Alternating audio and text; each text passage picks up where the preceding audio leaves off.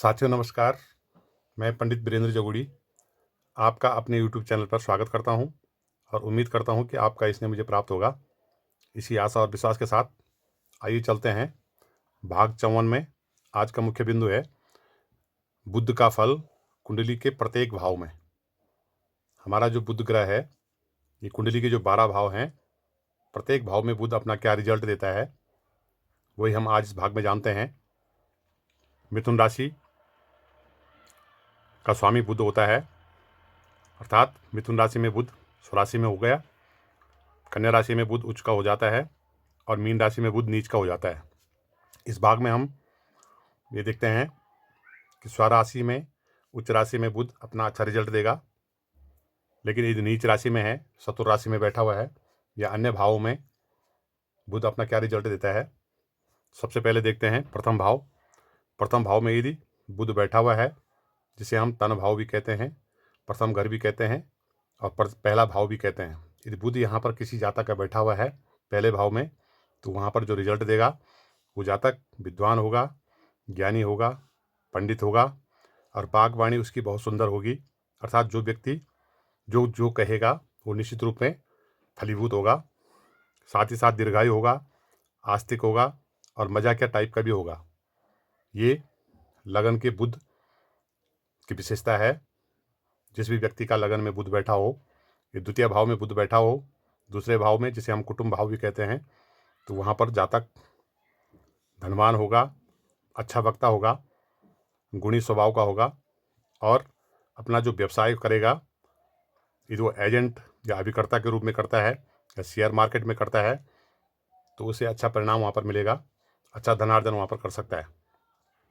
तृतीय भाव में यदि बुध बैठा हुआ हो, जिसे हम पराक्रम भाव कहते हैं, यहाँ का बुध जातक को दुर्जनों की संगति में अधिक रखेगा, कार्य में अपना दक्ष होगा, जो भी कार्य वो कर रहा होगा उसमें प्रवीण होगा, दक्ष होगा, साथ ही साथ डरपोक होगा, लेखक, साहित्यकार इत्यादि में वो व्यक्ति हो सकता है।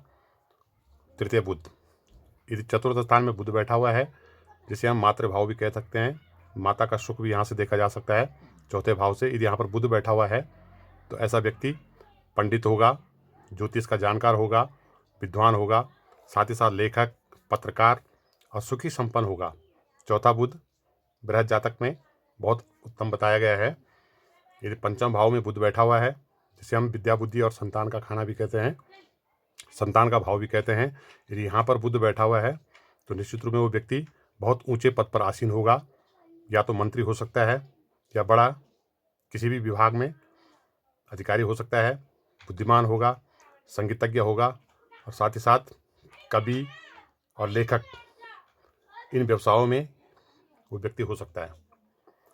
छठे भाव में यदि बुध बैठा हुआ है, जिसे हम शत्रु, रोग, ऋण भाव भी कहते हैं, यदि यहाँ पर बुध बैठा हुआ है जातक की कुंडली में, तो यहाँ का बुध शत्रु रहित होना, अर्थात उस व्यक्ति के, उस जातक के शत्रु बहुत कम होंगे या तो नहीं होंगे, शत्रु से रहित होगा।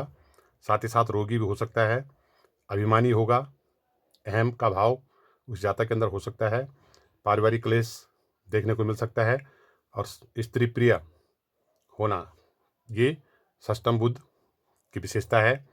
सप्तम स्थान में यदि बुध बैठा हुआ है, जिसे हम पति पत्नी का खाना कहते हैं, पति पत्नी का भाव कहते हैं, सातवें स्थान में बुध बैठा हुआ है, तो वहाँ पर व्यक्ति धर्म कर्म में रुचि बढ़ाएगा, रुचि रखेगा, धार्मिक प्रवृत्ति का होगा और साथ ही साथ इन व्यवसायों में वो निपुण हो सकता है। यदि वो कोई अपना व्यापार करे, व्यवसाय करे या संगीत के क्षेत्र में जाएं, कला के क्षेत्र में जाएं, इन क्षेत्रों में वो निपुण होगा। साथ ही साथ तर्क शक्ति उसकी बहुत बढ़िया होगी, बहुत सुंदर होगी। ऐसा सप्तम बुध अपना फल यहाँ पर देता है।